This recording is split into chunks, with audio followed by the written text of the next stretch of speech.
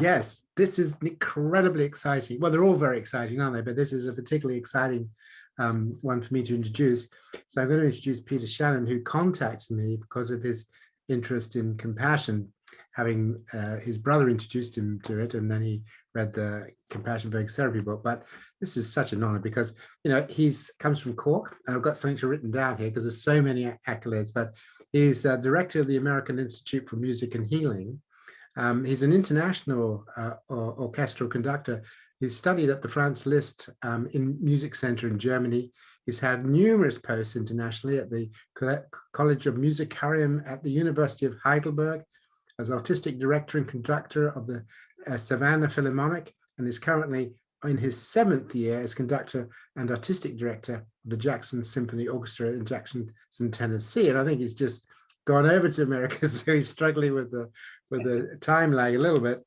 But he has a very strong interest in mind-body medicine and mind-body work, and using music to stimulate various motivation and emotional systems. And I've talked to him a few times. It's just so inspiring what he's done.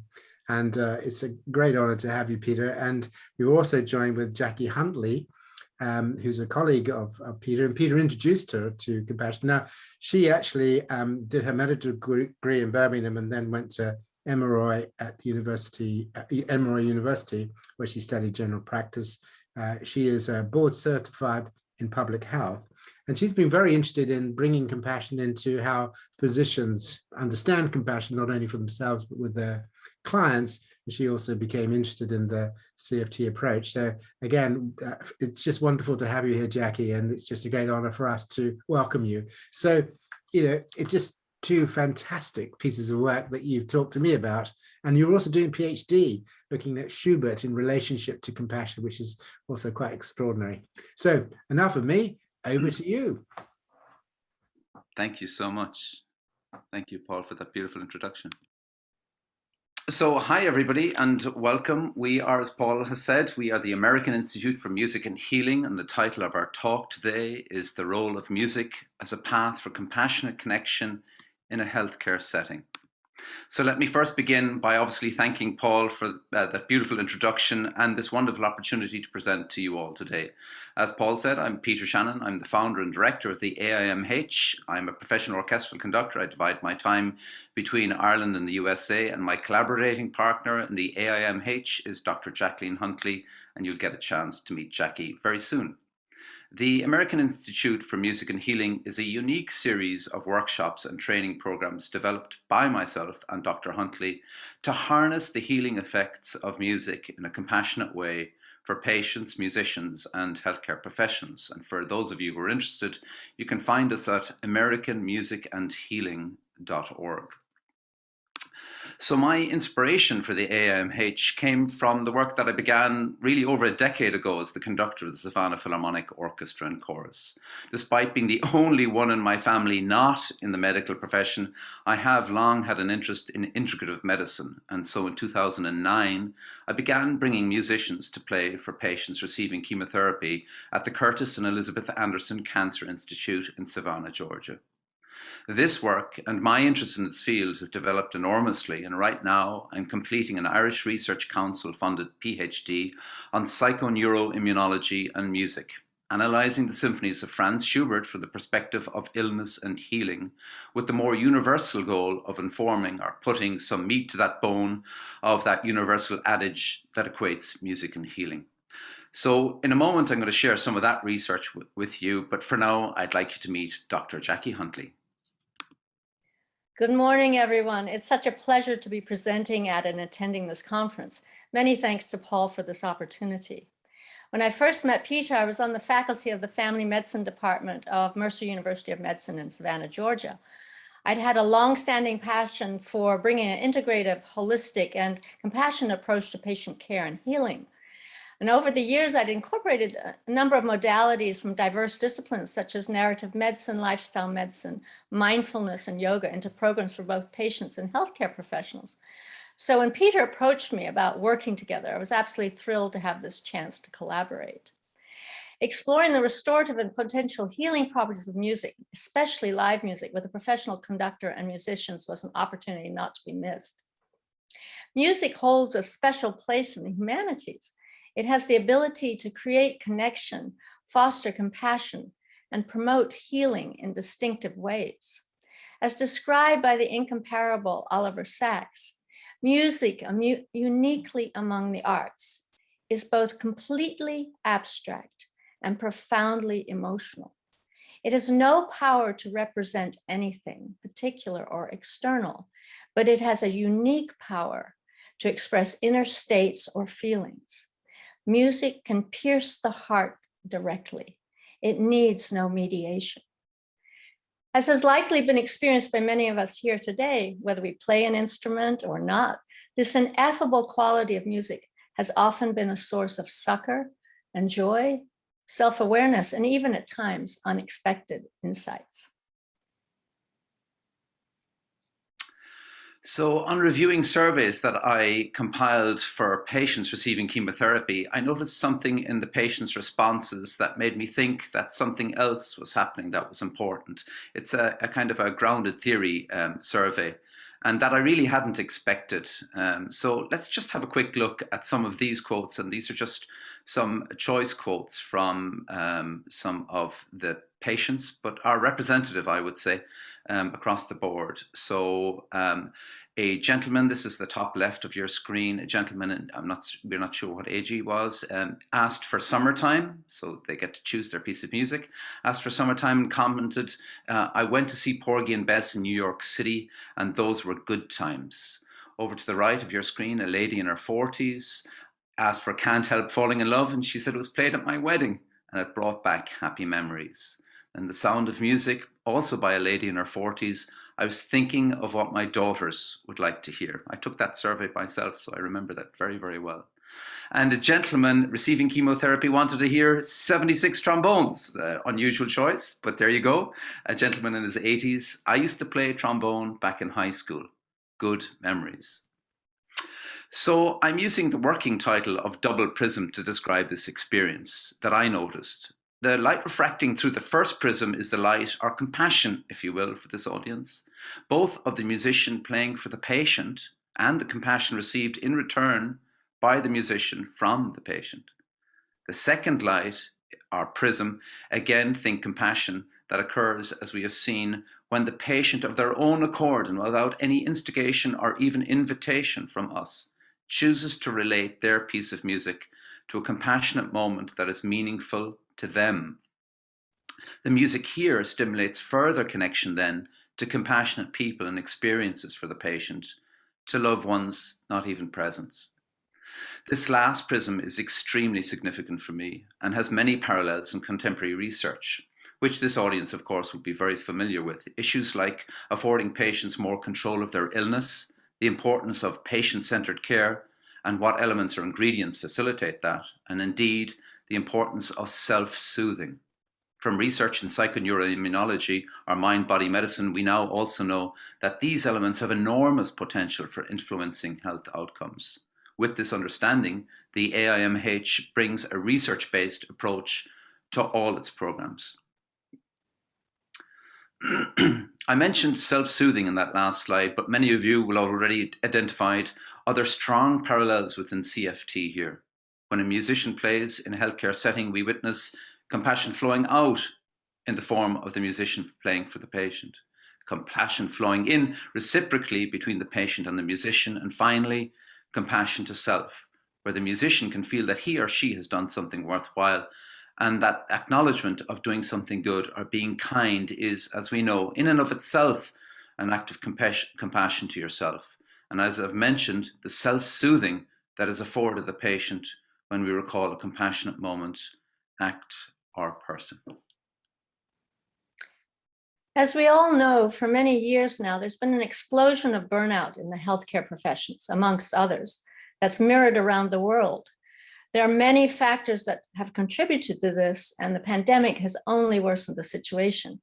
Globally, the negative impact on well-being and performance has been profound and devastating. Christine Maslach has used the term an erosion of the soul to describe burnout. And though addressing the external factors that contribute to burnout is of absolutely vital importance, Paying attention to the inner strengths and skills that sustain individuals in the center of their being continues to be of the essence. We developed our program, Nurturing the Inner Healer, to provide support and skill building for healthcare professionals as they navigate the demands of a very stressful world. It's this program that we are going to use to highlight our discussion and demonstrate some of the experiential exercises today. Although our other programs address different issues and audiences, many of the themes that we address in Nurturing the Inner Healer are common to them all.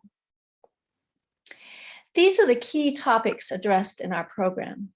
We briefly give our participants an overview of the impact of music, and then we address mindfulness, self-compassion, joy and connection, listening, emotional self-management, and personal importance of personal purpose and mission.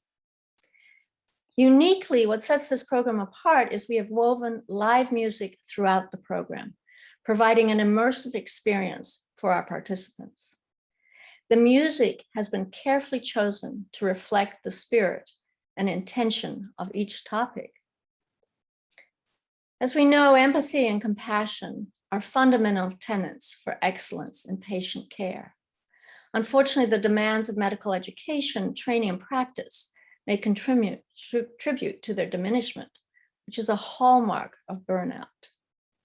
We begin with mindfulness and compassion as a way to open the door to the rest of the program. As one participant said, self-compassion allows me to get out of my own way. By combining various exercises with music, we hope that our participants begin to both understand and experience the all-encompassing potential that music has for self-compassion, self-nurture, and growth. Above all, we see the music as having the potential ability to touch the body, mind, and spirit of our participants, creating further connection to compassion and well-being and healing. More and more medical departments, particularly in the US, are looking to the humanities as a resource to teach compassionate care to their physicians. We are very excited to have begun a collaboration between the AIMH and the newly formed Department of Bioethics and Medical Humanities and Mercer University School of Medicine. We will be presenting the Nurturing the Inner Healer program to first-year medical students throughout the Mercer campuses next year in March. So in our program today, we're going to profile 3 exercises that are adopted from our live program for the purposes of the presentation. The first is a mindful breathing exercise. The second is an exercise in listening. The third is an exercise in compassionate connection. Please feel free to share any comments or questions you might have regarding your experience with these exercises through the chat box. So for this mindful breathing exercise, I ask that you seat yourself comfortably in your chair with your whole body supported by the chair. Imagine a string attached to your head, gently elongating your spine. Allow your shoulders, neck, and face to gently relax. Allow your eyes to stay open, but let your gaze soften. Bring your attention to your breathing, the inhalation and the exhalation, breathing in and breathing out. Nowhere to go, nowhere to be, just right here. Allowing the breath to anchor you in this moment. The in-breath and the out-breath.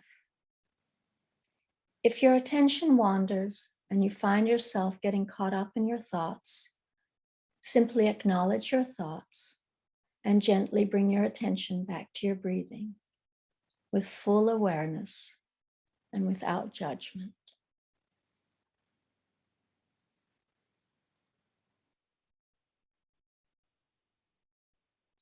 In a moment on the slide, you will see a musician and a round ball.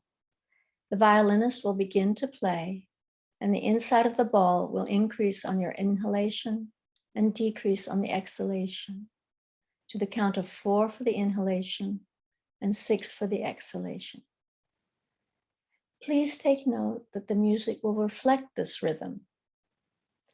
If you feel comfortable, gently close your eyes and continue to breathe, following along with the music.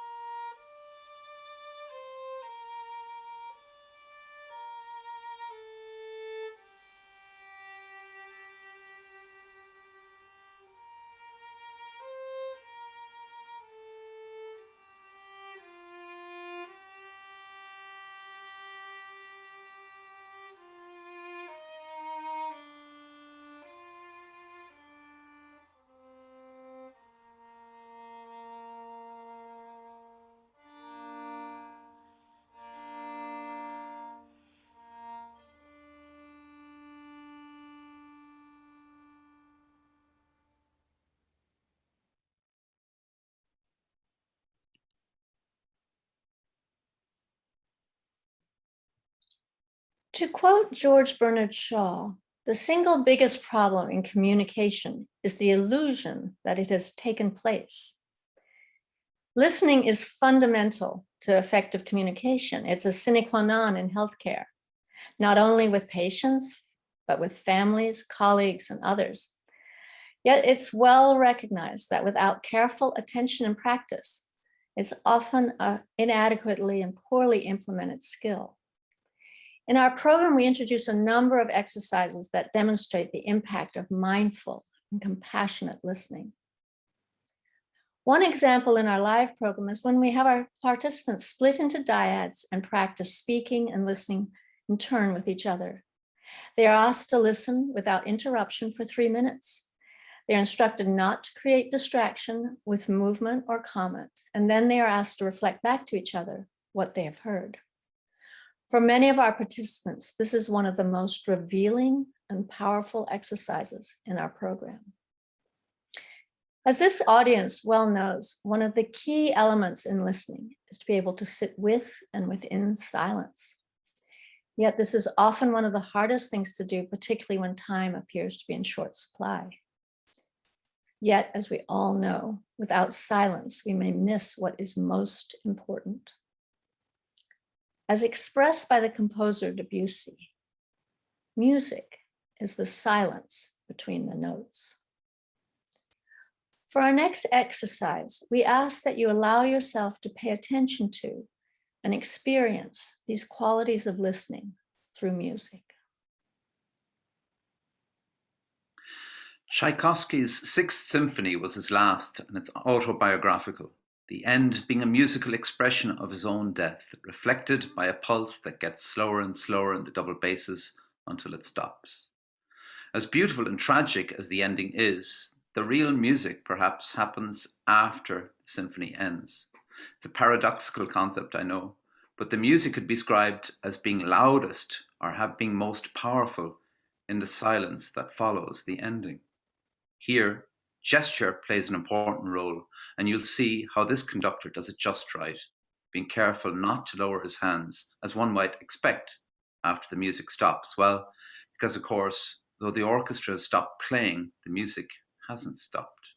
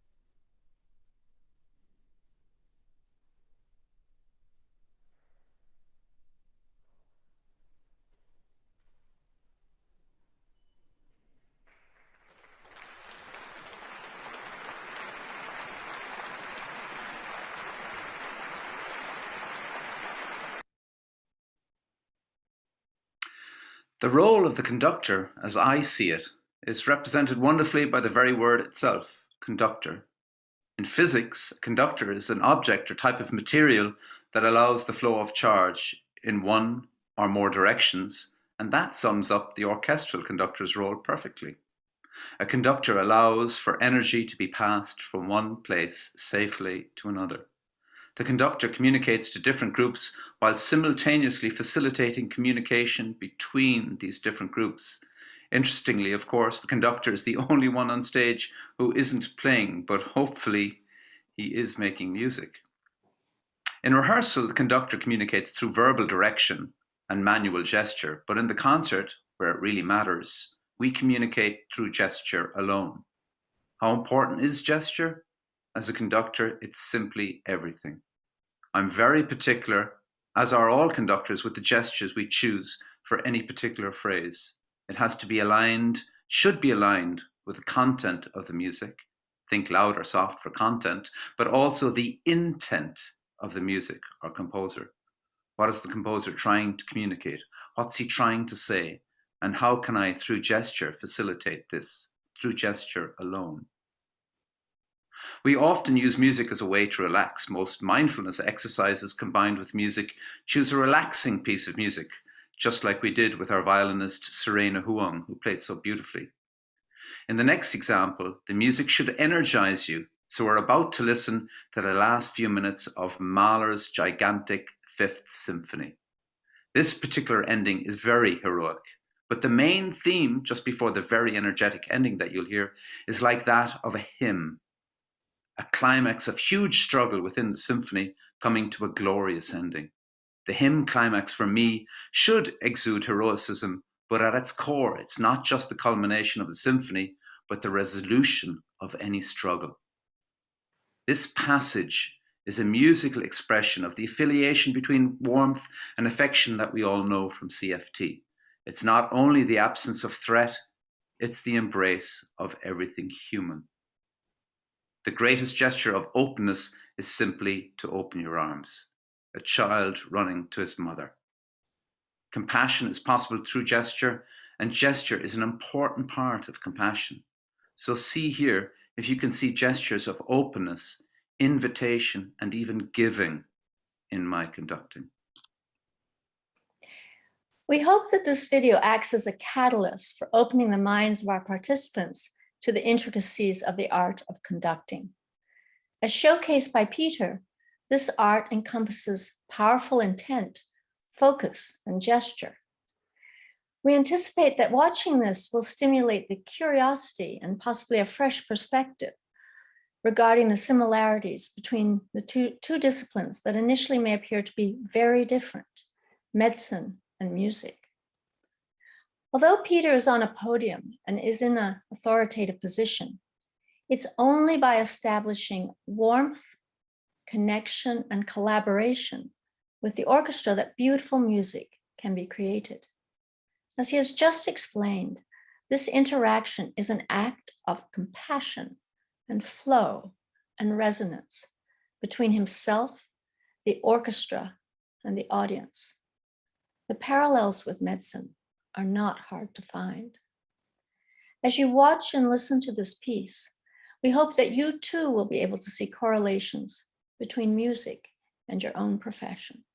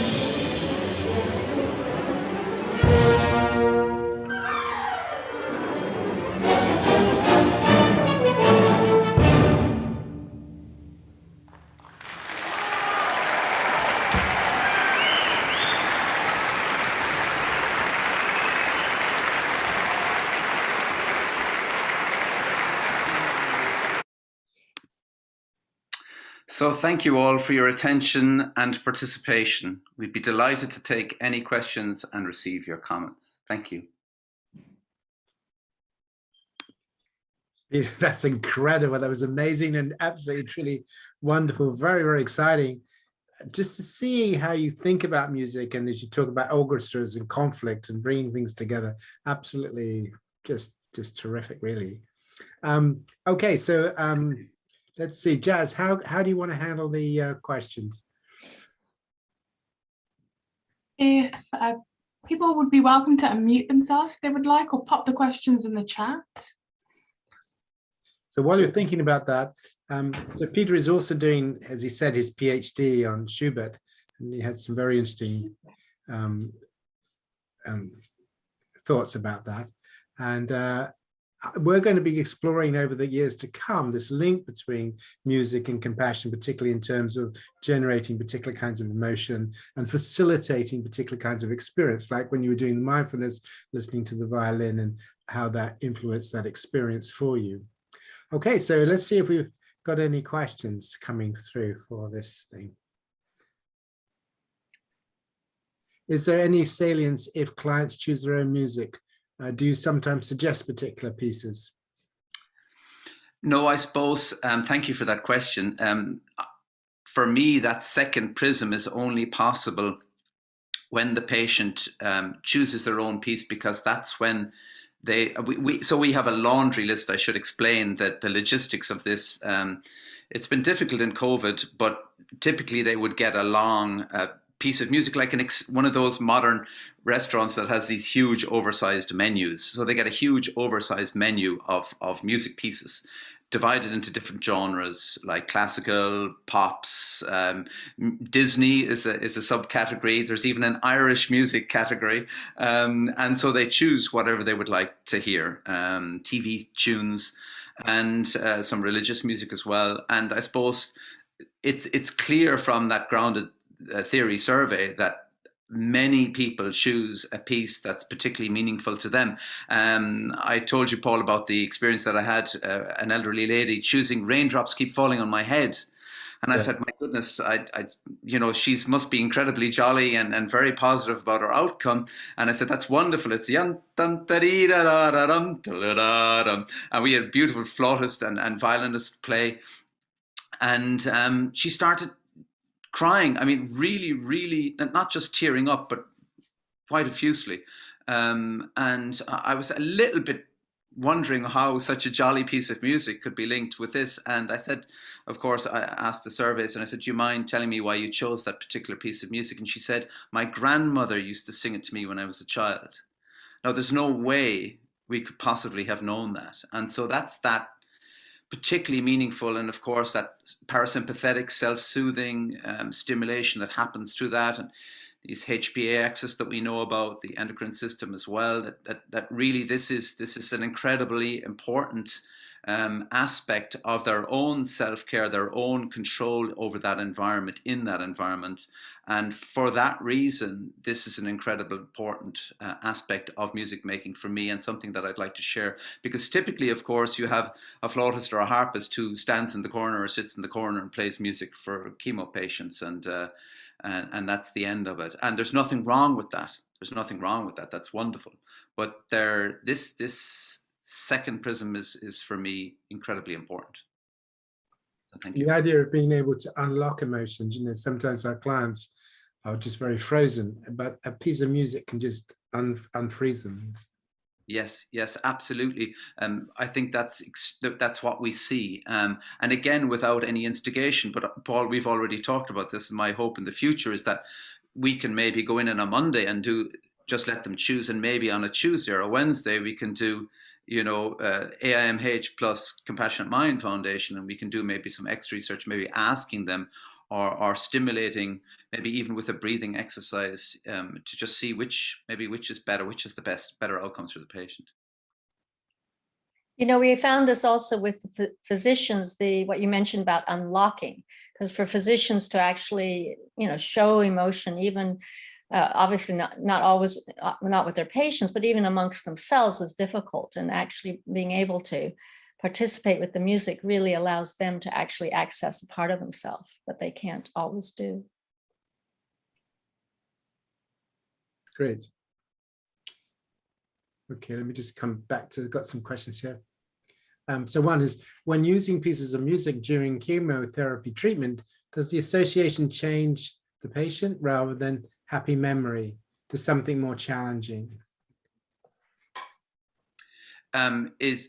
So I don't quite understand the question, that the music could... So rather than just, oh, it's a nice memory, but does it actually do anything more than just, it's a nice memory? I think that's what the question is asking. Can it actually change the way that people are, become maybe a little bit orientated differently to the cancer or whatever? Absolutely. I mean, the research in this area of psychoneuroimmunology, or mind-body medicine, is overwhelming at this stage. You know, it began with somebody, people like Candace Pert back in the 70s and 80s, and now is beyond dispute that, you know, that your emotions have an impact on your immune response. So the easiest way is to describe when you're tense or you're thinking about something, and we know this from the CFT also, that this threat drive system, when your drive system isn't aligned, this affiliation that we need, this soothing system is not allowed to function. And when you're in that threat mode and you're in a vulnerable environment like a chemotherapy setting, anything that you can do to take away that experience of being vulnerable, and any way to facilitate a better self management. I mean, there's a lot of research out there about taking control of the patient, having more control. It began again in the 1950s. It's nothing new with Michael Balint and his Balint group's wonderful book, The Patient, the Doctor, the Patient, His Patient and the Illness. And there's a triangle of care, and that the patient has a huge role to play in their own self-health, their own health, and that's something that we need to get across, and we hopefully do get across, right, Jackie, in our programs, with also involving physicians. So I hope I've answered that maybe in a roundabout way. Yeah, but yeah. You know, I think also, if I'm understanding the intent of the question too, is one of the aspects by allowing patients to choose their pieces. They have control in that sense of the emotions that they're going to access, you know, because obviously we're sensitive to the fact that there might be pieces that, if they weren't choosing it, that might create emotions or trigger emotions that were more challenging and maybe not appropriate to that time. So by allowing them to choose pieces, they are really in control of that. That's terrific. Yes, because as you know, we've been talking, we're developing some visualizations which have music associated with them that are designed to be energizing and so on and so on. We've got a bit held up in ethics again. But yeah, so another question is that, you know, surgeons often use music in their operating theatre, and that's an interesting process as well. Yeah, I think I think the motive, obviously they choose they choose the music often, so it may not always be what everybody else in the room would enjoy, but for them it's often. I'm actually married to a surgeon, and I know that music can act as an inspiration, as focus, as adding to flow. So it's a tremendously important, I think, in the operating room, and so. It's but it is something that they do actually choose. So there may be people who have to manage their own experience of that.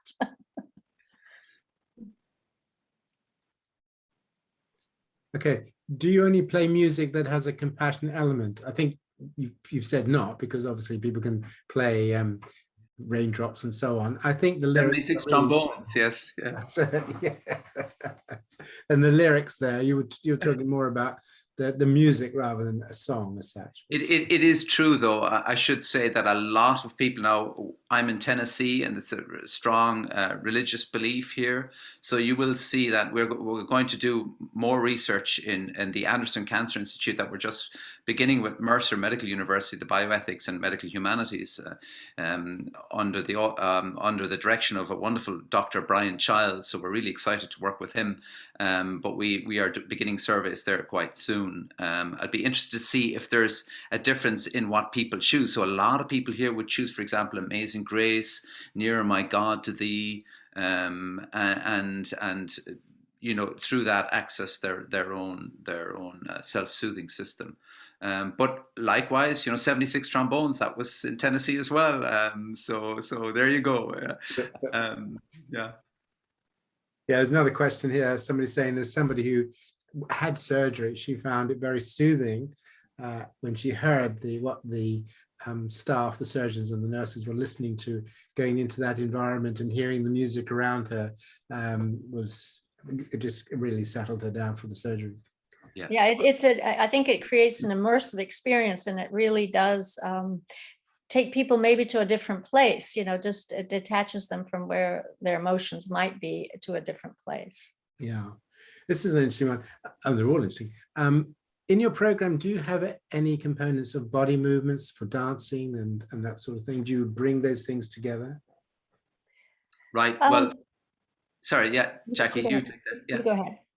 Yeah, we don't, and for the simple reason that my brother David is a wonderful psychotherapist and works with end-of-life care hospice in Ireland, and works with mindfulness, and we have wonderful discussions about this, about how invasive you can be. I mean, obviously he works in a completely different area than I do, but it's similar in some ways, and that we think, at least I feel, that in a chemotherapy setting, we don't want to bombard the patient with, here, you need to do this and try this and do that. Rather, for me, the interesting part is to see what they do with their own piece of music. That's not to say that if we were to ask them to do other things like a breathing exercise, or also to use their body in some way, that might not enhance that. So we will that's next on the cards, is once we have done more research on this idea of the double prism, what can we add to this to make this experience better for the patient? So that is something that we will certainly be looking at in the future. But for the moment, the idea is just to offer the music and to see what the patient does with that experience. Okay, what we have done in the Nurturing the Inner Healer is, though, we do incorporates aspects of narrative medicine and also aspects of literature. So we do read poetry, so we are incorporating some other humanities in that particular program. And Peter, I just wondered if you wanted to mention anything about the magic flute, which is a different, that you've put on for children, and that it does incorporate another modality of theater really into the music. Yeah, so I have also developed Mozart's, opera Magic Flute. Is about 2.5, 3 hours long, and we've made it into 17 minutes, Paul. So I'm not so sure Mr. Mozart will be very happy with me, and it's a lot of slapstick humor. I've written a narrative as well, and it's just plain silly, really. It's almost like pantomime, but it is Mozart. And we have done that because we wonderful experience with patients, adults, but we actually went into the children's hospital and do that also in Tennessee here, and that's great fun. Interesting for me is the whole area then of dementia patients, because we've also gone into elderly settings, I suppose. Assisted living, it's called here in the States. So, and we've seen the same responses from the elderly people as we have from the children. And sometimes the response has been absolutely hilarious. I leave that 20 minutes of music in the assisted living facilities just absolutely elated. I laugh so much because their responses are so honest, and just wonderfully so. For little children and then for very elderly people, responses tend to be the same. That's fantastic. Okay, well, look, there are questions in the chat. I think I might have misrepresented Jeanette's question. I'm so sorry, but it's in the chat. So Peter, we'll be able to give those to Peter. And so all it is for me to thank you so much for this, Peter. It's just been a wonderful, wonderful highlight of our conference. And we can just wish you well for the rest of your day, because it's very early, isn't it, where you are? It is. It's 7, almost 7:20 here in the morning. So yeah. Okay, great. All right, so we'll let you go. I think Jazz will tell you that we'll probably pick you up a little bit on another link, but we need to let our esteemed audience go for some sandwiches and beer now. Thank you so much, Paul. Thank you, everybody. Thank you.